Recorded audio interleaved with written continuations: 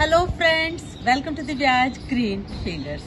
अगर आप गार्डनर हैं, गार्डनिंग के शौकीन हैं, तो सर्दी में आपने बहुत सारे फूल लगाए होंगे और इंजॉय भी किए होंगे। लेकिन अब है सर्दी समाप्ति की ओर, तो अब हम जान लेते हैं उन फूलों वाले पौधों के बारे में जिन्हें हम अपने बगीचे में साल भर रख सकते हैं और नेक्स्ट सीजन में भी उनकी फ्लावरिंग ले सकते हैं। तो इस सिलसिले में सबसे पहला ये प्लांट है जिरेनियम। कितनी सुंदर फ्लावरिंग हुई है जिरेनियम में।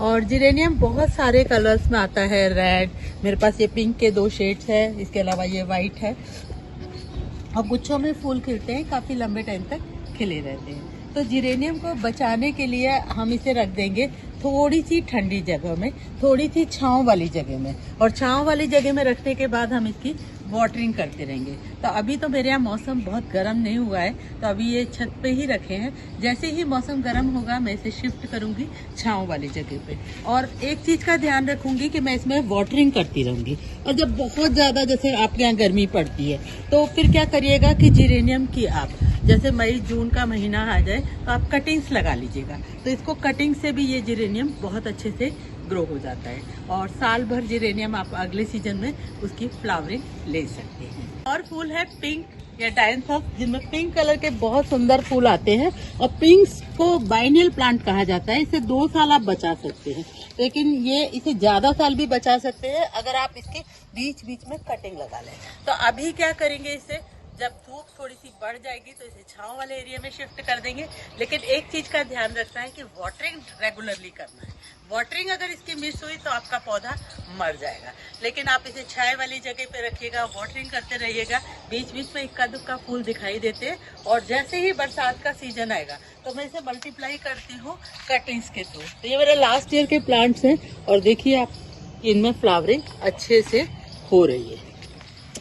एक बहुत खूबसूरत फूल आते हैं जो धूप में खिलते हैं, गजानिया के। ये वीडियो अभी मैं शुरू में सुबह शूट कर रही हूँ, इसलिए फूल नहीं दिख रहे हैं, पर ये फूल अभी जैसे ही धूप बढ़ेगी ये खिल जाएंगे। तो गजानिया भी साल भर आप प्रिजर्व कर सकते हैं। बात वही है कि गजानिया डे फ्लावर है, तो अभी तो इसको धूप चाहिए, लेकिन बाद में आप इसे मध्यम धूप वाले एरिया में शिफ्ट कर दीजिएगा जब आपके यहाँ गर्मी तेज पड़ने लगे। और फूल खिलते रहेंगे, इक्का दुक्का फूल आराम से अप्रैल मई में भी मैंने देखे हैं खिलते हुए और प्रिजर्व रह जाता है। वैसे इसे बेसिल कटिंग से भी लगा सकते हैं। गजानिया पे मैंने एक डिटेल्ड वीडियो भी बनाया है, आप देख सकते हैं उसे। और गजानिया बहुत खूबसूरत लगते हैं, सनफ्लावर जैसे। जैसे ही धूप पड़ती है ये फूल खिलते हैं और शाम के समय मुरझा जाते हैं। और बहुत सारे टाइगर गजानिया, आजकल तो बहुत सारी हाइब्रिड वेराइटीज आती है, बहुत सुंदर लगते हैं। तो गजानिया भी आप अगले सीजन के लिए बचा सकते हैं। इसलिए में ये एक दूसरा प्लांट है, पोंसेतिया का प्लांट। पोंसेतिया को क्रिसमस प्लांट भी कहा जाता है। ये पोंसेतिया के जो मेरे प्लांट है वो ये मेरे पिछले साल के ही प्रिजर्व किए हुए हैं। तो पोंसेतिया का प्लांट सालों साल चलता है। ये थोड़ा सा डेलिकेट प्लांट है, मैंने इसे लगाया था कटिंग से और कटिंग्स ये मेरी 2-3 साल से मेरे पास प्रिजर्व है। इसके साथ साथ एक बहुत ही अच्छा प्लांट है जो मेरा फेवरेट है, क्योंकि वो कम धूप में चल जाता है और साल भर फ्लावरिंग देता है। ये है बिगुनिया। तो बिगुनिया को आप बचा सकते हैं। आप देखिएगा, रिसेंटली मैंने बिगुनिया की कटिंग्स बहुत सारी लगा ली हैं, क्योंकि फरवरी में हम कटिंग्स लगा सकते हैं। तो बिगुनिया को आप साल भर बचाइएगा और साल भर चलाइएगा। खिलने के लिए थोड़ी सी कम धूप की जरूरत होती है, तो अगर थोड़ा सा शेडी है या सनलाइट तो आती है लेकिन बहुत तेज धूप नहीं आती, वहाँ भी आप बिगुनिया साल भर लगा के चला सकते हैं। मैं बिगुनिया लगाती हूँ और साल भर चलाती हूँ। एक और बहुत प्यारे पौधे होते हैं विनका, यानी कि सदाबहार के। ये हाइब्रिड विनका की वैरायटी है। हाइब्रिड में भी बहुत सारे कलर्स आते हैं, पिंक, मरून, मजेंटा, बहुत सुंदर लगता है। और विनका को भी आप साल भर बचा सकते हैं। विनका कंपैरेटिवली थोड़ा सा डेलिकेट होता है, तो पानी का ध्यान रखना पड़ता है, लेकिन धूप में इसके फूल भर भर के खिलते हैं। और जब मई जून आ जाए तो थोड़ा सा शेडी एरिया में रख दीजिएगा।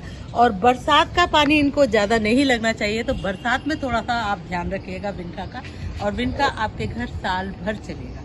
अच्छा, विनका की आप कटिंग्स भी लगा सकते हैं।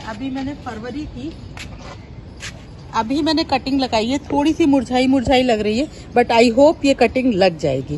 विनका को मैंने कई बार कटिंग से लगाया है और कटिंग से विनका आसानी से लग जाते हैं। तो विनका आप लगा लीजिएगा। और इन पौधों की आप कटिंग्स, इन सारे पौधों की आप कटिंग्स जरूर लगाइएगा जून का महीना आ जाए, थोड़ा सा बारिश और मौसम ठंडा होने लगे तो कटिंग लगाना बहुत जरूरी है, क्योंकि अगर आपका मेन प्लांट, मदर प्लांट नहीं बच पाता तो कटिंग्स जरूर सरवाइव कर जाती है और आपके पास प्लांट रहता ही रहता है। और ये है डेलिया। डेलिया को भी मैं निकालूंगी नहीं, मैं सिर्फ कटिंग करके इनको छोड़ दूंगी। चाहूँ तो मैं इनके बल्ब निकाल सकती हूँ, आप चाहें तो डेलिया के बल्ब भी प्रिजर्व कर सकते हैं, नहीं तो आप पौधे को कट करके छोटे गमले में शिफ्ट कर दीजिएगा, क्योंकि गमलों की हमें हमेशा जरूरत पड़ती है। तो जब आप छोटे गमलों में इन्हें शिफ्ट कर देंगे तो भी आपके जब नया सीजन आएगा जुलाई अगस्त में, तो आप फिर से कटिंग लगा सकते हैं डेलिया की, और डेलिया में भी दोबारा से रीब्लूमिंग हो जाती है जब कटिंग हम उनकी लगाते हैं। तो डेलिया को भी आप फेंकिएगा मत, ऐसे ही उखाड़ के लगे रहने दीजिएगा। आप इसको कट कर दीजिएगा और छोटे गमलों में शिफ्ट कर दीजिएगा। का सिमिलर प्रोसेस सेवंती के साथ किया जाता है। सेवंती को किस तरीके से प्रिजर्व करना है अगले सीजन के लिए, ये मैंने वीडियो बनाकर बताया था। तो सेवंती में भी फ्लावरिंग होने के बाद, फ्लावरिंग ड्राई होने के बाद आप उसे एक बार रीब्लूमिंग ले सकते हैं। और दूसरी बात, अभी ये देखिएगा मैंने सेवंती को प्रिजर्व कर लिया है छोटे गमलों में शिफ्ट करके। तो ये सेवंती अगले साल तक मेरे पास बनी रहेगी, और जैसे ही जुलाई का महीना आएगा मैं इसमें से ढेर सारी कटिंग लेकर सेवंती के नए पौधे तैयार कर सकती हूँ। तो क्रिसैंथेमम भी आप इस तरीके से बचा सकते हैं। ये है कलांचू। कलांचू को भी आप साल भर रख सकते हैं। ये मेरे इनफैक्ट पिछले साल के हैं। कलांचू, बिगोनिया, इम्पेशेंट, ये सारे पौधे मेरे पिछले साल के हैं, और इनको मैंने रखा था, खूब अच्छी फ्लावरिंग हुई थी। और अब मैं इनकी लगा दूंगी कटिंग्स। गर्मी में थोड़ी सी आप इसे शेड वाली जगह पे रखिएगा, और पानी का आपको ध्यान रखना होता है। कलांचू में वैसे ज्यादा पानी की जरूरत नहीं होती, क्योंकि इसकी पत्तियां थिक और फ्लैशी होती हैं। सक्लेंट टाइप ये प्लांट है, तो पानी भी इसमें कम देना है आपको। और मैं इसके ढेर सारे प्लांट तैयार कर लूंगी कटिंग के थ्रू इसी मौसम में। अब एक और पौधा है जो है सुल्ताना का पौधा, इम्पेशेंट जिसे कहते हैं हम। और इम्पेशेंट को भी आप साल भर रख सकते हैं। ये मैंने क्रिसैंथेमम कट करके रखी है अलग अलग रंगों की।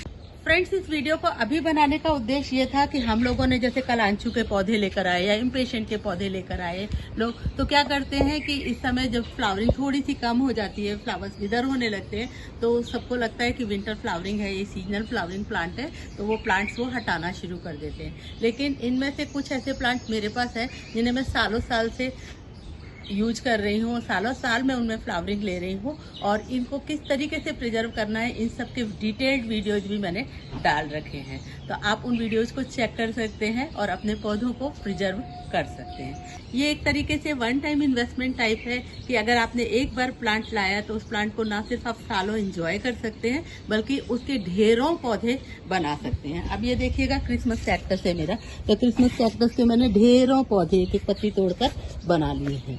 तो फ्रेंड्स, गार्डनिंग बहुत महंगा भी हो सकता है, गार्डनिंग बहुत अच्छे से और सस्ते में भी किया जा सकता है। बस आपको थोड़ी सी जरूरत है कि आपको चीज़ों के बारे में पता है। कैक्टस में कितनी सुंदर फ्लावरिंग हो रही है। तो फ्रेंड्स, यही कुछ ऐसे पौधे हैं जिनमें सर्दी में तो बहुत अच्छी फ्लावरिंग हुई है, लेकिन सर्दी में अगर आप इन्हें लेकर आए हैं तो इनको फेंकने की आपको जरूरत नहीं है। इनमें से कुछ पौधे तो ऐसे हैं जैसे कि बिगोनिया हुआ, इम्पेशेंट हुआ, इवन कलांचू हुआ, ये आपको पूरा टाइम फ्लावरिंग देते रहेंगे। और कुछ पौधे ऐसे हैं जिन्हें आप बचा कर रखिएगा, और